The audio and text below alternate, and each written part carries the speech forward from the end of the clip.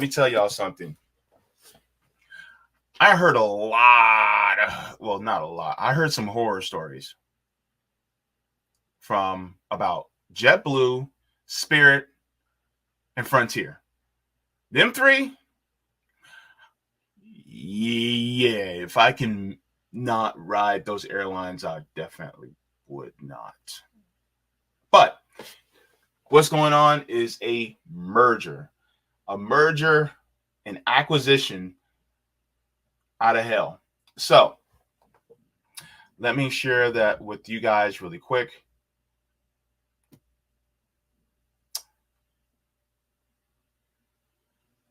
Hang on. Oh, here it is. So there was a leak that happened. And what is that leak? It was a leak that prices were going to go up too. So it says 1 mile at a time. This is from 1 mile at a time. It says leak. JetBlue plans to raise Spirit fares post merger. It says July 2022. JetBlue and Spirit announced plans to merge. The Department of Justice is suing to block the merger, arguing that it's bad for competition. It would eliminate an ultra-low cost carrier. Meanwhile, JetBlue has argued that having another competitor to the big four, American, Delta, Southwest, and United, will be a positive for consumers. Well, along these lines, there's an interesting update. It says JetBlue could raise Spirit fares by up to 40%. A major mistake seems to have been made in a document related to a lawsuit involving Spirit takeover. JetBlue is facing a lawsuit from consumers and had to send the plaintiff a document with some information.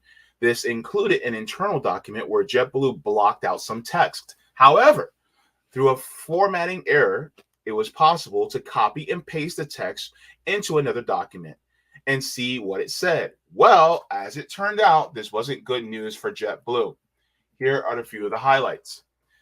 Merger model for price increases and capacity reductions by removing an average of 24 seats from every one of Spirit's roughly 200 planes. JetBlue plans to increase fares on aircraft it acquires from Spirit by at least 24%. And this is a conservative estimate, and that fare increases may be as high as 40%. First of all, let me just say this. Prices are already high. People use JetBlue and Spirit like those of us who use Cricket Wireless and Boost Mobile, right? Why are we using those? Because we're broke as shit because we don't have the money.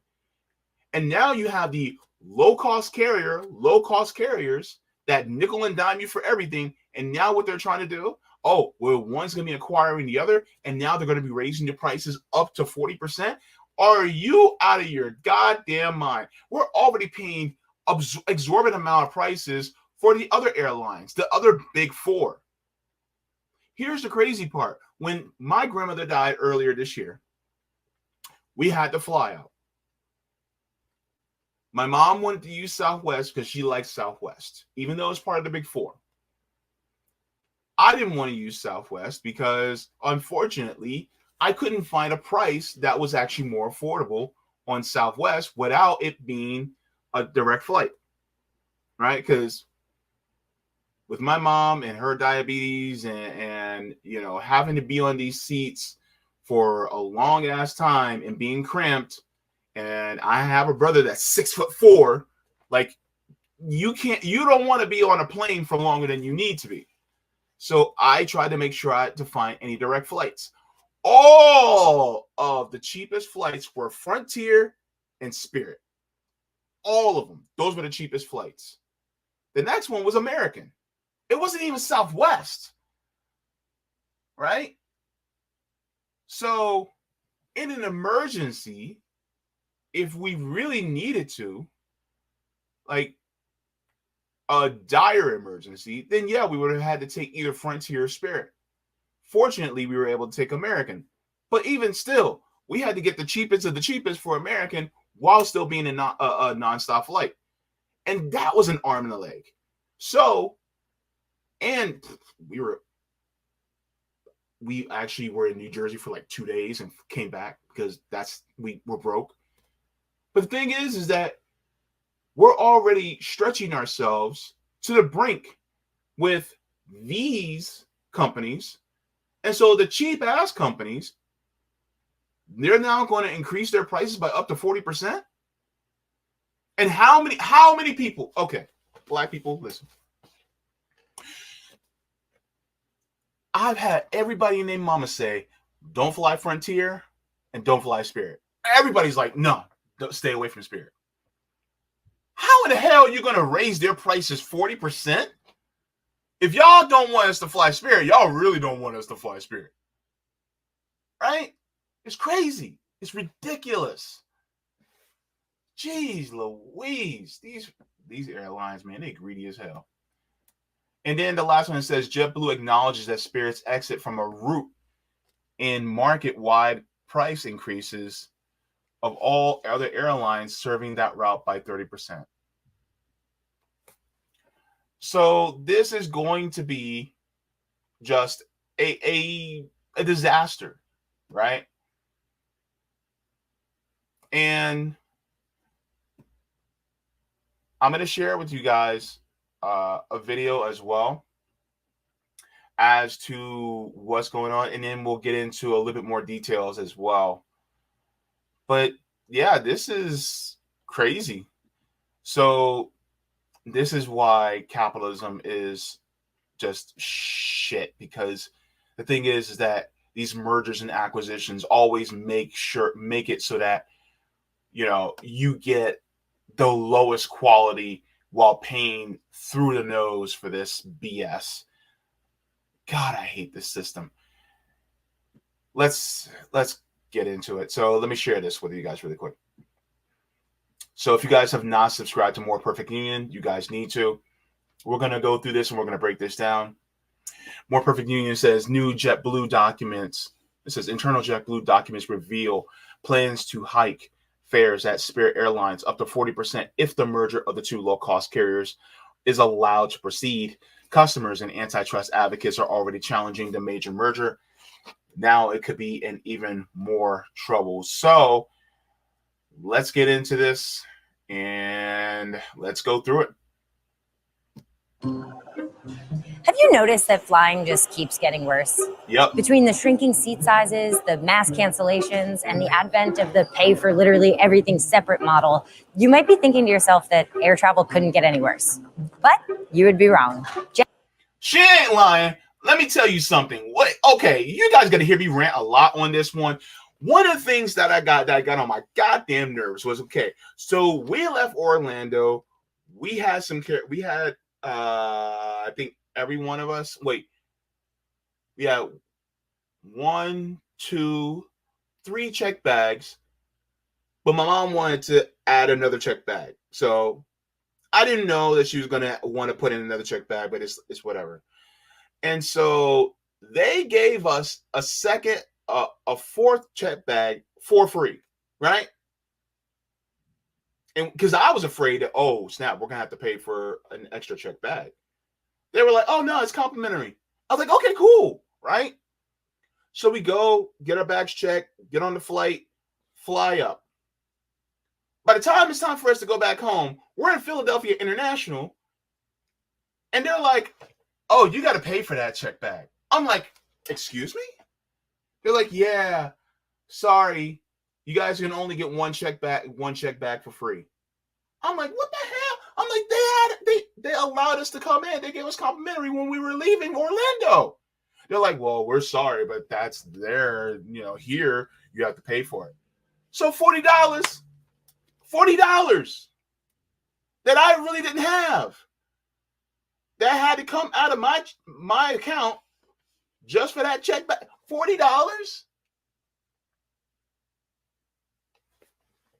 These people, I'm telling you, ooh, These people make me so fucking mad. Oh. JetBlue and Spirit Airlines are trying to merge, and if it's approved, it's going to make services even crappier and the prices even higher. So I wanted to find out how a few massive airlines could get away with making record profits while the services they offer continue to get more and more terrible. This is a story about how politicians, bankrolled by corporations, have allowed just 4 airlines to have near total control of. So it's Southwest, Delta, American, and United. Just the big 4. And as you guys listen to this, think about banks, think about grocery chains, think about cell phone carriers, think about internet service providers and cable companies. Just think about them too, in the same vein. So let's continue. Over your flying experience. Buckle your seatbelt and prepare for takeoff. We're about to find out how flying became a nightmare and what we can do to fight back. Airline, United Airlines is such a you should never fly Delta. So let's boil it all down. Why is this happening? What is this all about? That's Bill McGee. He's an aviation expert who knows a thing or two about flying. In the 1960s and 1970s was actually a much better experience for consumers. Pricing made sense because it was based on cost. Seats were not only comfortable, they were not a threat to safety. And back in the day, I don't know if any of y'all can remember, but back in the day, you had to get dressed up to fly. You had to get dressed to the 9. Suit, tie, nice shoes. You know, for the ladies, a nice dress, maybe heels. Kitten heel for more comfort, or flats. You did not dress unless you came in your best to fly. And you didn't have to worry about being uncomfortable because you had room to stretch out. Back in the day, especially in the Pan Am days, oh yeah, baby, you had to you had to wear your church clothes to fly. If you didn't wear that, you weren't going. Damn near gave you a look up and down to be like, no, you can't fly wearing that. It's like going to the club, right? Like you go to the club, you're like, the bouncer goes, you can't come in here looking like that. It's the same thing with flying on the plane. Now everybody coming in wearing juicy sweats with the name Juicy across the ass and flip-flops and shit. Now people don't care no more. Anywho, who am I to judge? But yeah, that's how it is when you fly now. Back in the day, you had to be dressed for success to fly. Anywho, let's go. Based on cost, seats were not only comfortable, they were not a threat to safety. Amenities and service were at a peak, and airlines competed based on service. And he's not kidding. Back then, planes used to have spiral staircases, grand pianos, and full-service bars with room to move around in the sky. These days, it feels like getting a bag of chips on board is like hitting the lottery. So how did they have it so good back then? Well, prior to 1978, the government controlled the airline industry. And by control... Hold up. He said prior to 1978, the government controlled the airline industry. And look how well the customers were treated.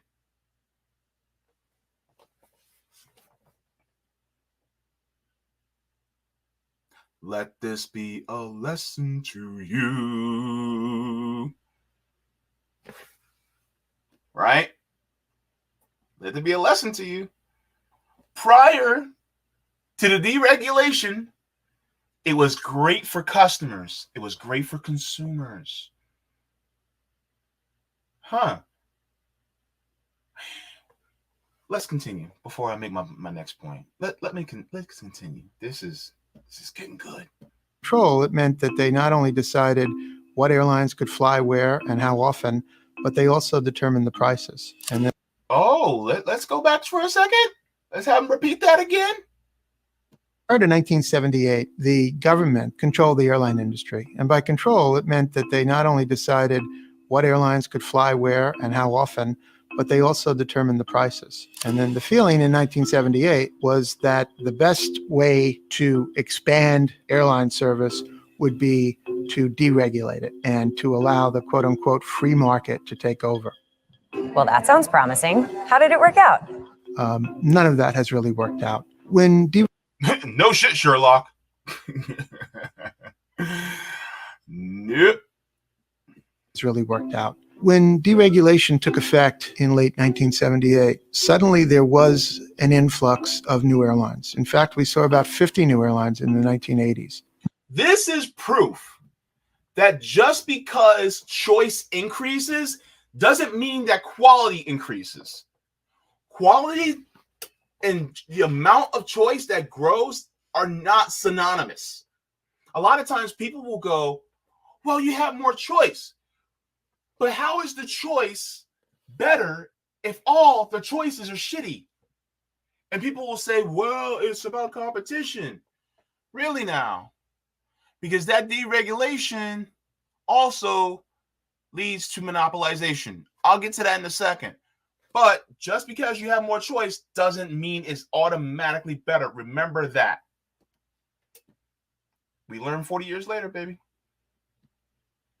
None of them are around anymore. I think it's fair to say now, 45 years later, that airline deregulation has been a failure. You see, without all that regulation in place, there was nothing stopping the biggest and most successful airlines from eating up all the little guys. In fact, Monopolization. That's what happens in a capitalist system. See, capitalism's good on paper until it happens in real life. Because then all the little guys get eaten up. Let's continue. In fact, the marketplace has gotten so bad that from 2007 to 2021, there wasn't one single new passenger airline in the entire U.S. industry. We have fewer scheduled Competition. Deregulation breeds competition. So in 14 years, not one new passenger airline has come up in a 14-year span to compete. Interesting. In the entire U.S. industry. We have fewer scheduled passenger airlines in the United States than we have had since the first ticket was sold in Tampa in 1914. Right now, American, Delta, Southwest, and United own 82% of the U.S. airline market. Deregulation increases competition, which breeds innovation. See? That's what deregulation did. 82%? 82% controlled by just 4 airlines? I'm sorry, but I thought capitalism was supposed to breed innovation. It's supposed to breed competition. Really? 82%?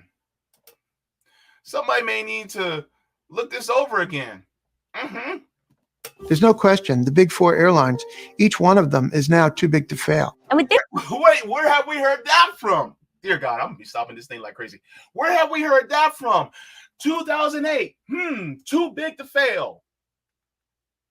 We talked about, look, we all were mad. We all were pissed off, especially when between Freudian slip, between Bush and Obama, guess what? We were upset that they didn't allow these banks to fail. So now we have airlines that are too big to fail. Man, I'm telling you right now. All right, let's continue. I'm going to stop. I need to stop stopping this so much. Anyway, let's go. This much consolidation over the industry, these carriers can basically do whatever they want. They can price gouge, they can shortchange customer service, they can nickel and dime their own employees, all without ever losing any customers. The industry has not only become too big to fail, but I believe this sincerely. I think they've also become too big to care. And this is how it's about to get a whole lot worse. So that's the problem, right? So here's my thing. Actually, let me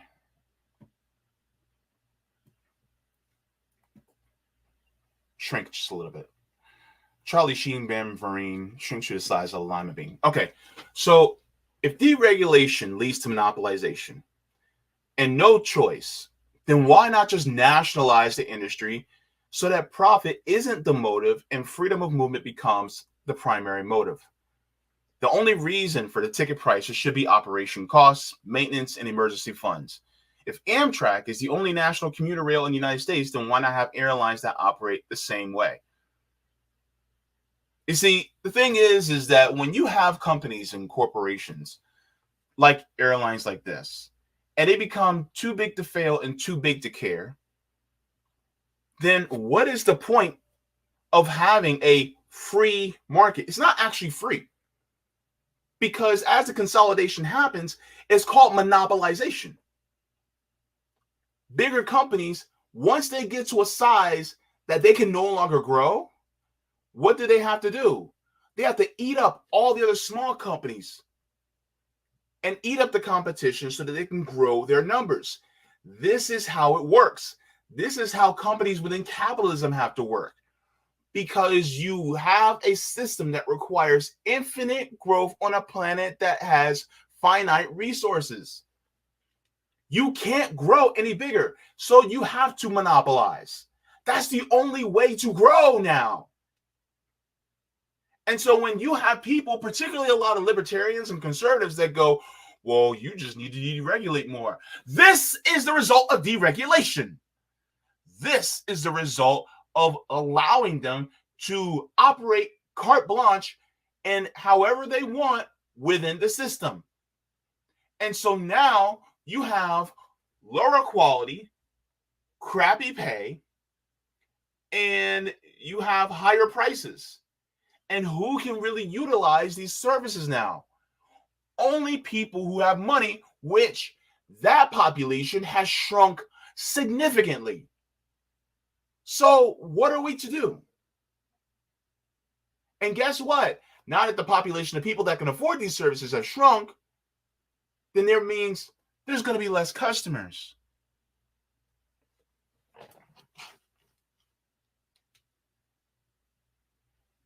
It's a circular firing squad.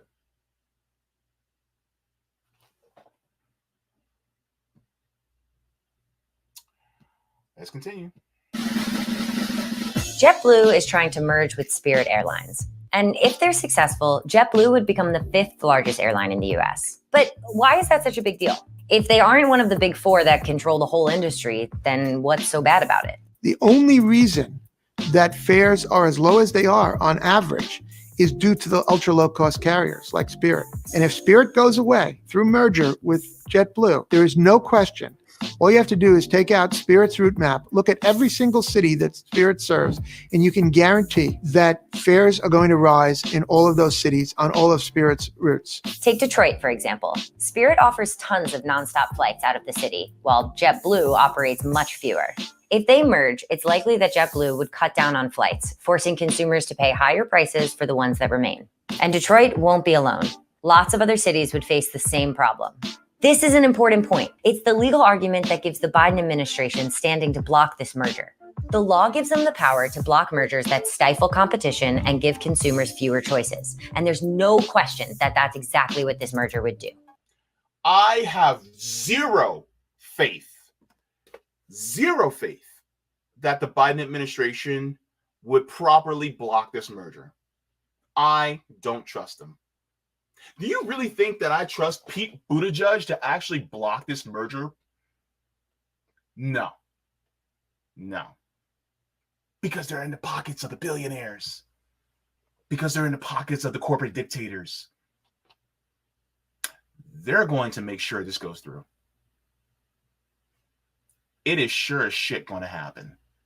I'm sorry, but the Biden administration is actually going to fight for this.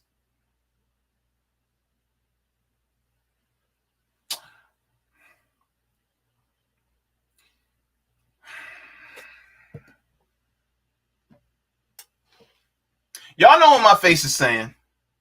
Sounds like we could soon be looking at paying JetBlue prices for Spirit service.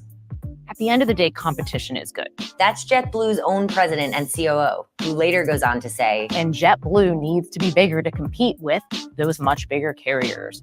but wait, something doesn't add up here. If bigger companies and more mergers led to more competition, then why aren't we seeing any new airlines in the industry? And why are prices always going up? And why is service always getting worse? The idea was that we were going to break the shackles of government oversight, and we would have all this new competition, and we would have lower fares and more service and better service. None of that has really worked out. Studies have shown that the average seat size has shrunk by 3 inches in the last 15 years.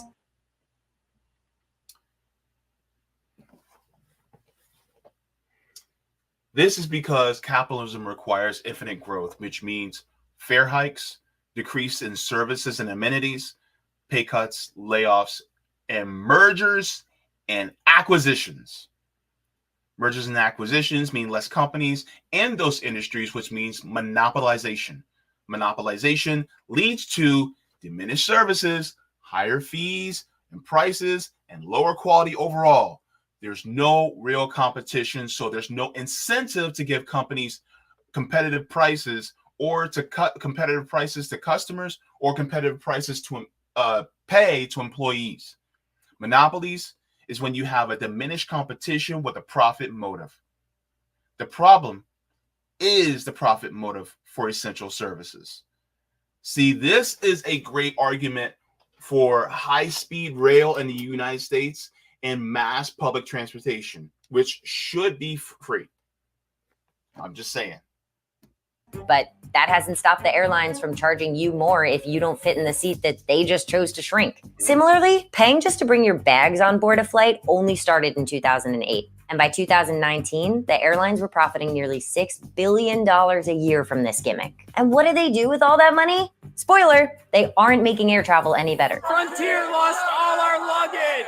So, we have the worst of both worlds with the airline industry. When they go to Congress asking for a taxpayer bailout, they describe themselves as a utility. But at the same time, they are run as a quote unquote free market enterprise. We get to bail them out and we get to pay to keep them running, even though we get nothing in exchange in terms of consumer protections from Congress or from the DOT. But at the same time, when times are better and the airlines start making money, where does that money go? Does it go back to the taxpayers? Does it go back to... What happened to those PPP loans? Anyone? Didn't think so. Those PPP loans, they gone. the passengers through lower fares?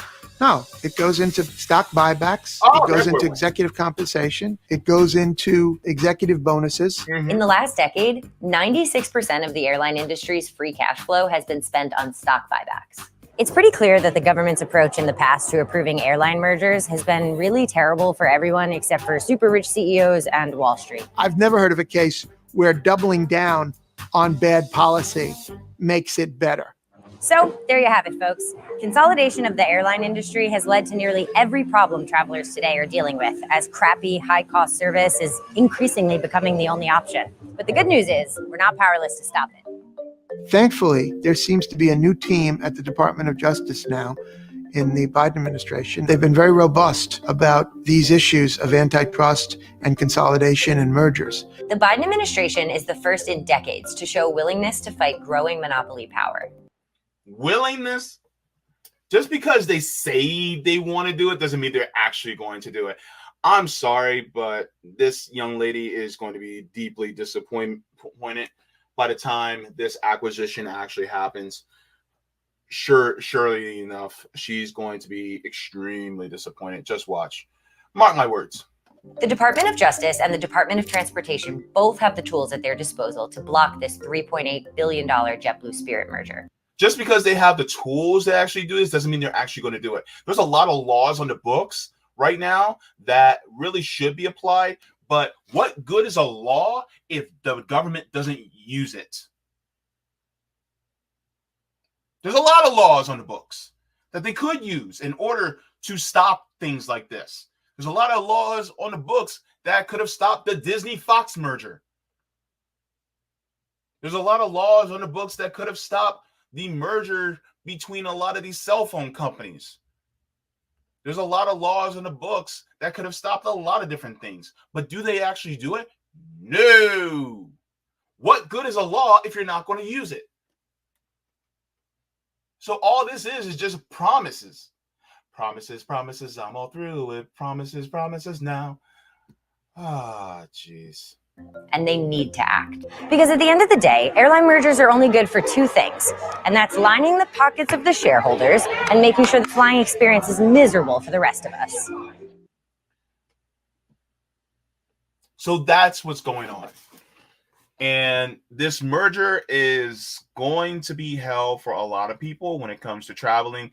A lot of y'all are going to end up having to take a Greyhound bus from now on instead of flying because we just can't afford that shit.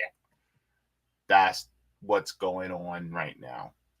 Let me share this article with you guys really quick.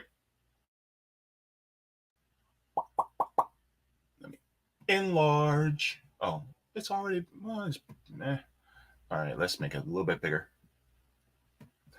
That's what she said. Okay. So it says JetBlue plans to hike Spirit fares up by 40%.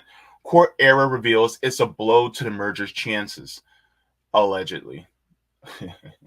Says JetBlue Airways can raise airfares on certain routes by up to 40% if its planned merger with Spirit Airlines is approved, according to internal estimates inadvertently revealed in court filings. The revelations could damage JetBlue's prospects of winning because the case against the Justice Department was suing to block the $3.8 billion deal that would create the fifth largest U.S. airline. Like I said, just because they're actually in the lawsuit doesn't mean they're not going to try to lose the lawsuit on purpose. They can go, see, sorry, we lost the lawsuit. There could be influence to the judge. You never know, right? I don't trust that this will win. If it does win and they actually block the merger, I'll be shocked. But I just don't trust it. And I know none of y'all do either. It says the documents filed in a separate court consumer lawsuit appear to support the DOJ's key argument that the merger will result in higher fares. Lawyers representing the group of travelers filed documents earlier this week, but an error, first reported by legal news site Law 360, meant that redacted information could be viewed if pasted into a new document. JetBlue plans to hike fares on aircraft acquired from Spirit by at least 24%, with some as high as 40%, the document showed. The company said that the improperly redacted information was taken out of context, creates a completely inaccurate picture of the facts, in a statement reported by Associated Press. Oh gosh, says we are confident that our merger with Spirit will give a much needed boost to airline competitions in the United States and result in more low fares and higher quality service for customers, a spokesperson said for the company said. Bullshit. Says JetBlue did not respond to our request for comment. Says while botched filing doesn't look great for JetBlue or consumers, the airline will at least get a chance to explain how the plans for raised fares are being taken out of context as it puts forward its case to when the DOJ's lawsuit comes to trial in October. And that's the point. It's like they're saying, well, we aren't. Yeah, we're trying to raise prices, but it's not what you think. Well, what is it? Oh, it's taken out of context. Nah, y'all got caught.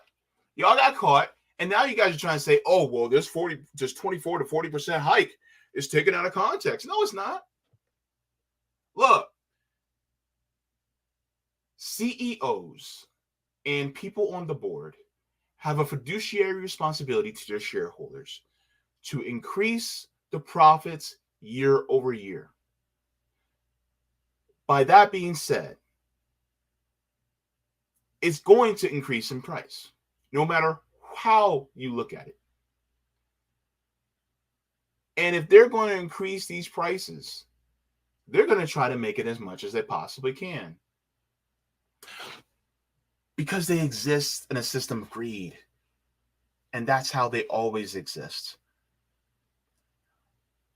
Freedom of movement, in my view, is a very essential part of the human experience.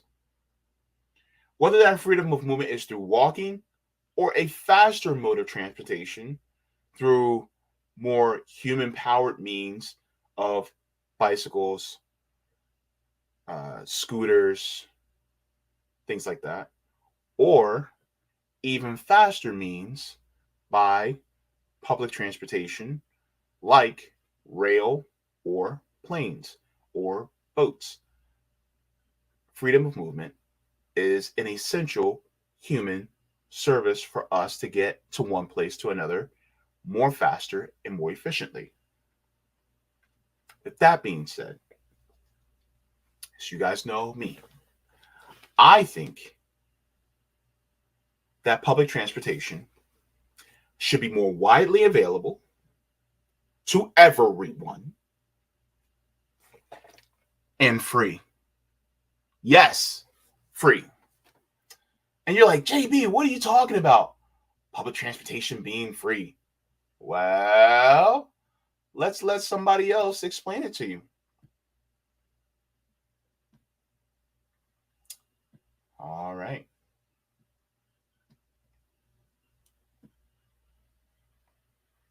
This is from Climate and Transit. This is them on their TikTok. They also have a YouTube channel, which is also linked in the description. World where we see public. Let's go back here. Okay. And let's share. Public transportation should be free. Unfortunately, we live in a world where we see public transportation as something that should be able to generate revenue, which is actually a terrible mindset of looking at public transportation. Public transportation should be looked at as a service to the people of the community. It should have no expectation of generating a profit. We shouldn't look at public transit as a way to generate revenue for a community. Rather, we should look at it sort of how we look at the interstate highways. How does it benefit us as a public to have its existence? Because even if you're looking at this at a financial situation, the mixed-use zoning around transit stations tends to generate more tax revenue than any sort of car-dependent road would. And if you look at it from a ridership perspective, you not only see a massive increase in ridership, but logistically it's much easier to not have to manage fare enforcement or fare zones or make fare cards or anything that relates to making money off the system. Operations for... So that's a great point. So if you're not having to manage fare, or let's say somebody tries to fare jump for the subway, right? You don't need police to monitor fare jumpers or people who skip out on fare, because if it's absolutely free at the point of service, then you don't need to monitor whether somebody steals fare or not. Only thing you really need to monitor is for people to make sure that they're being treated safely on the services. That's it. Right? Which also means even less money being spent by municipalities. So in order to put those fare boxes in, that costs money. To service the fare boxes, that costs money. To create the cards for you to swipe so that you can use the fares, that costs money. In order to be able to have somebody or a kiosk to sell the fares, that costs money. If you don't have those, if you actually make these free at the point of service, you actually end up spending less money.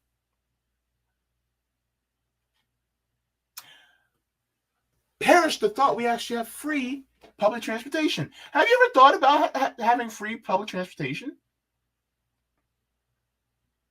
Let's continue, because I have a couple more thoughts that I want to bring out in this.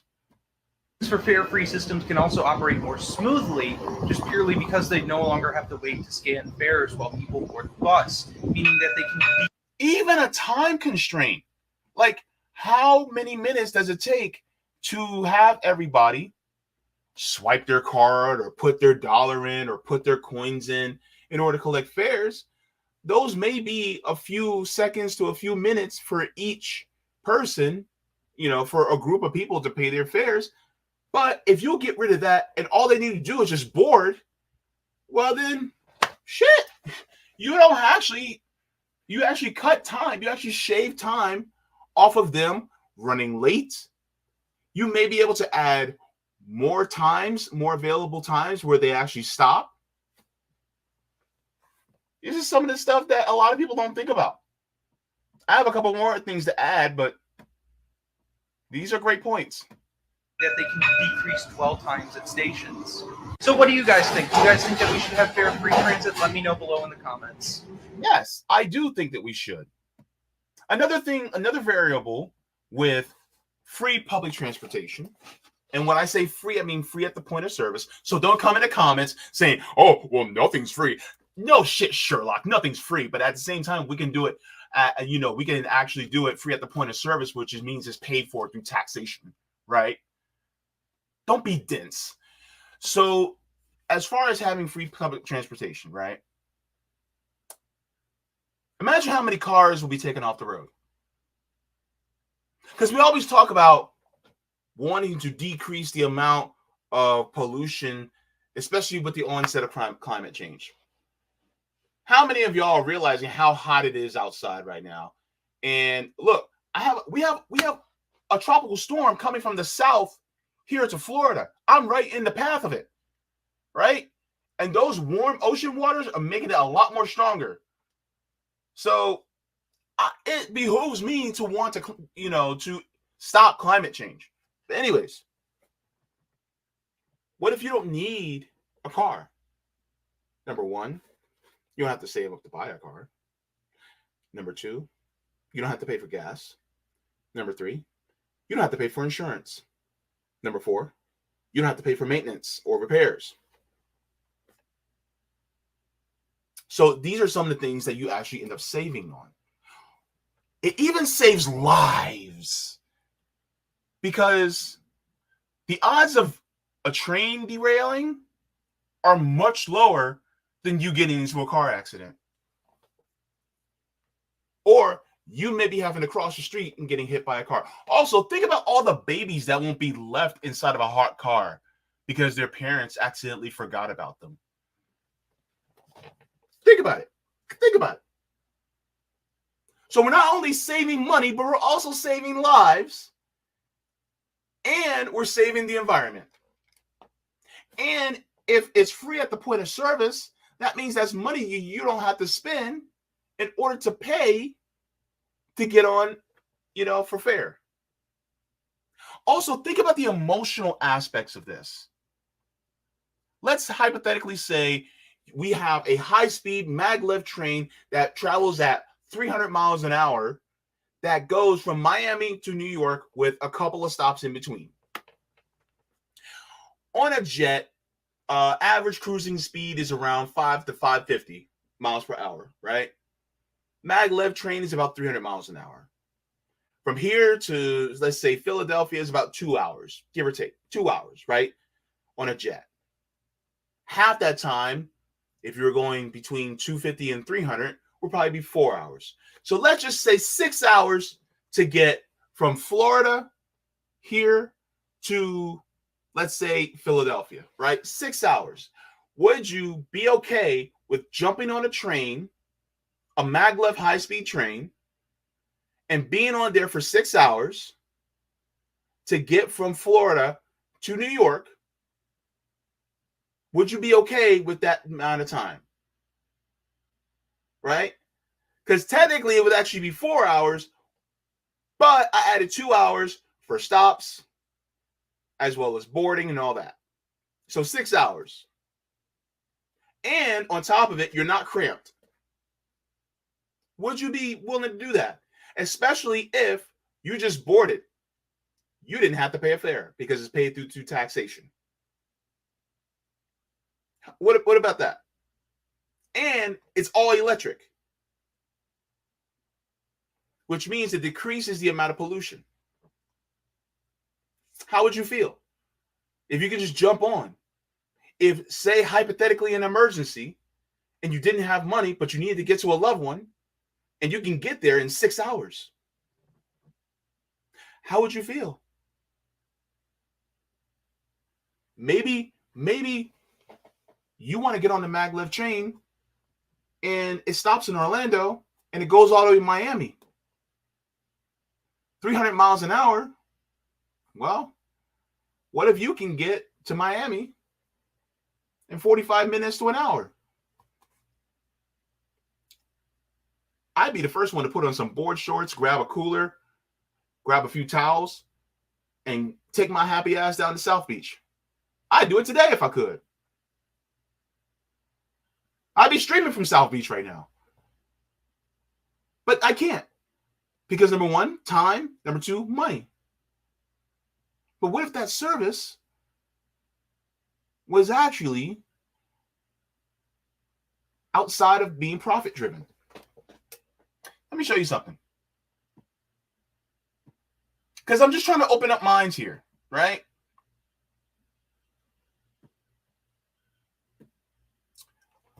Who is Amtrak owned by? Amtrak's owned by the federal government. It says Amtrak is a federally chartered corporation with the federal government as a majority stockholder. Amtrak board of directors is appointed by the President of the United States and confirmed by the U.S. Senate. Amtrak is operated as a for-profit company rather than a public authority. But what if we change that? What if we had airlines and high-speed rail that was owned and operated by the people and not driven by profit, but their main purpose would be freedom of movement for the citizens of the United States? And we can still have airlines, right? But to mitigate the amount of people having to use an airline, we also have high-speed rail.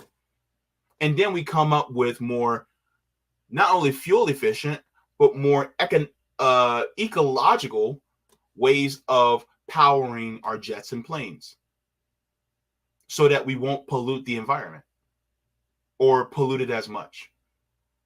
So the fastest way will be plane travel, but you don't have to pay the board. And it sounds crazy. It sounds ridiculous to a lot of people. But if you take the profit motive away, what's the use of having all these airline companies? So that they can consolidate themselves into monopolies anyway. So then you still don't have choice. You still wind up not having any choice at all whatsoever. Because they monopolized. See? Instead, you have it owned by the people. Now, you can say, well, you can make it into, say, a worker co-op, which will be cool. I'm down with that. Or you can have it nationalized. Full nationalization of the transportation industry. Go ahead, call me a commie. I'm already one. So, call me that. Great, you just confirm who I am. But that's the thing. Think about it. Because anything else outside of that is ridiculous. Because you can say, well, we can just try to end the monopolies. But the thing is, who owns the government? Anytime we get to a point where we try to put bridles on a capitalist system, it shakes it off. And then it still goes in the direction that it wanted to. We got child labor coming back again. What good is those regulations if they're being taken over by the corporate dictators? What good is it? This is why the system needs to change fundamentally on a level that never seen before in this country. So that people can have true freedom of movement. So we don't have to worry about monopolization. That's what it's about. But what do you think? Do you think I'm crazy? Do you think I'm ridiculous? Go ahead, let me know in the comments. I don't think I am. I think it's actually a more compassionate way of allowing people to travel in this country. And of course, we can still keep things like the TSA. Well, if they actually kept people safe, which TSA is just optics for making you feel like you're actually safe when in reality you're actually not. But if we actually had an apparatus to make sure everybody's safe when they're traveling, okay, yeah, we can have a security like that. But as far as charging people, we don't need to do that. Let me go to the chat. Man, I know capitalists are going to come in here. Cappies are going to come in here and they're going to be like, oh, you can't do that. No.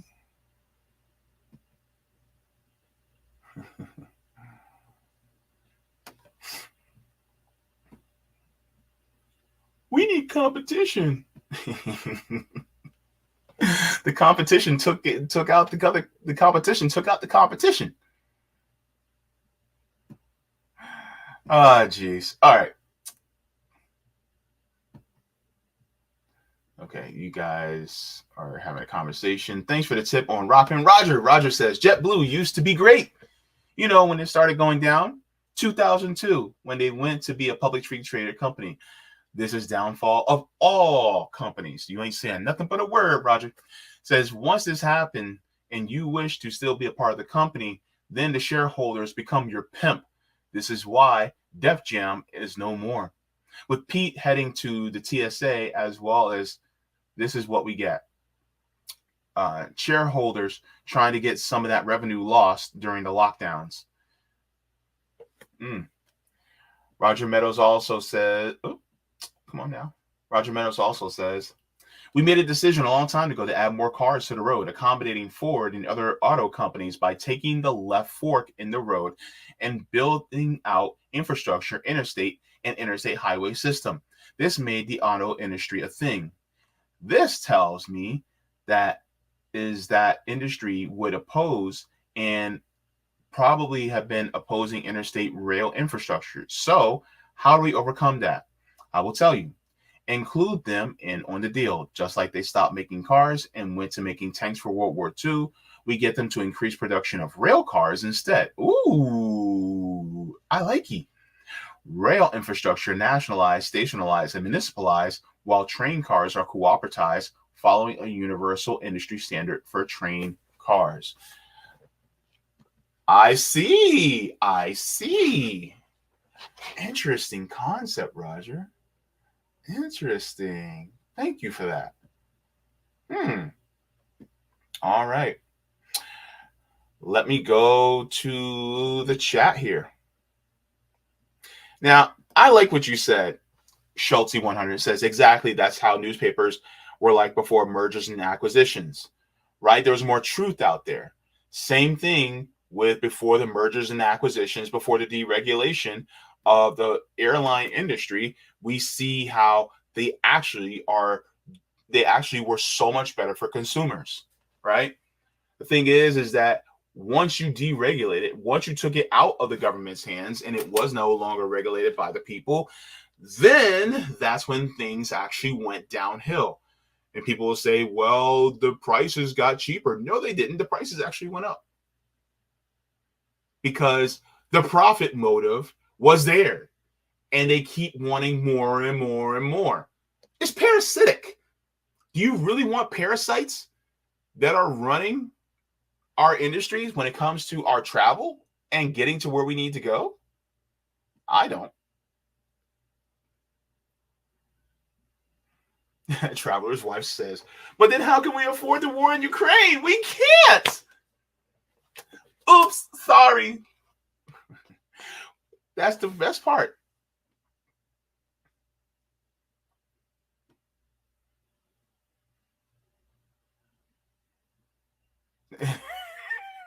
Where he says they shake it off quicker than Taylor Swift fans at a concert. Oh my goodness. Marco Padilla says, JB, even if you nationalize, you can make it a worker co-op. That's a good point. See, this is why I love talking to y'all, because y'all are brilliant.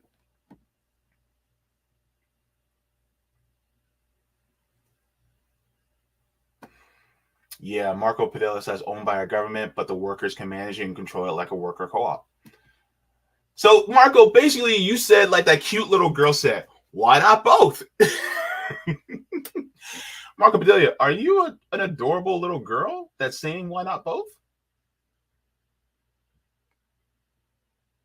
I mean, if you are, that's pretty cool. Oh my goodness. What he said, WestJet in Canada was modeled after JetBlue with a similar trajectory. As it got bigger, it's the second biggest airline in Canada after Air Canada.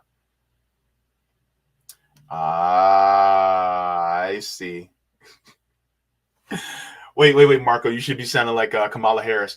That little girl was me. Oh my goodness. Outside Steelers fan says once we take over, these people can't roam around free. Oh, you're talking about the parasites? Yeah, they can't. Well, I mean, technically they can, like physically, but they can't suck the life out of our country for free. Absolutely not. Dwayne says I'm an adorable little girl. Oh gosh, I love you guys. You guys are wonderful. But yeah, so my thing is like, am I crazy for thinking that we actually could have a yeah. Tracy G says you also need to have a fare collector added to every bus, which costs money to install and maintain. Exactly. Like, what if we didn't have to have that?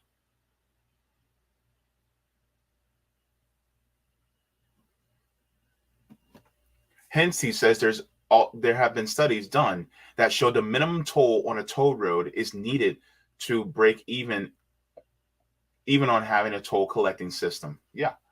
So the thing is, like, it's stupid. It's unnecessary. And a lot of times, why not just have it free at the point of service? And so this is why, instead of trying to fight these mergers and acquisitions, nationalize it.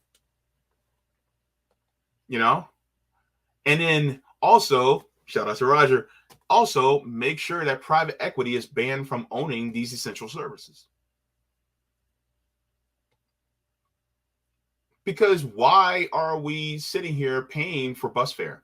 Why are we paying for fare to get on trains? Why are we paying for tickets to get on airplanes? Why are we paying for boats to get on boats, on ferries? We shouldn't have to. Like, we should normalize not have to pay for public transportation. And you want to know how I know that we can actually have free public transportation in this country? Come to Orlando, Florida. When you come to Orlando, you'll see in the city, downtown of Orlando, we have the bus system. The transit system is called Lynx. But when you want to get around downtown Orlando, they have what's called Limo, Lymmo, Lynx Limo. And when Limo comes up, they have a stop. They come during slow times, it's like every 15 minutes. During peak times, it's every like 8-9 minutes, right? They stop. As soon as the bus comes up, you jump on and you sit your ass down. There's no fare. None. You don't pay a fare. It is free. You can get around downtown Orlando for free on Lynx Limo. That's provided for the citizens of Orlando.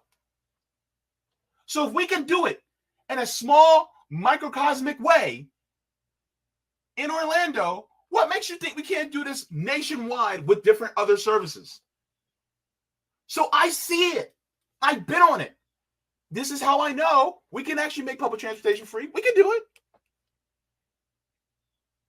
We just got to get rid of the corporate dictators. We just need to stop having all these wars and over 800 military bases around the world. We don't need it. We don't need all this. We don't need all these tax subsidies going to all these people who have a lot of money. No. We can actually have this. We can have nice things. We can have subways like they have in China, where it's bright and clean. It doesn't smell like piss. Sorry, New York. I'm sorry, but the subway platforms smell like pee.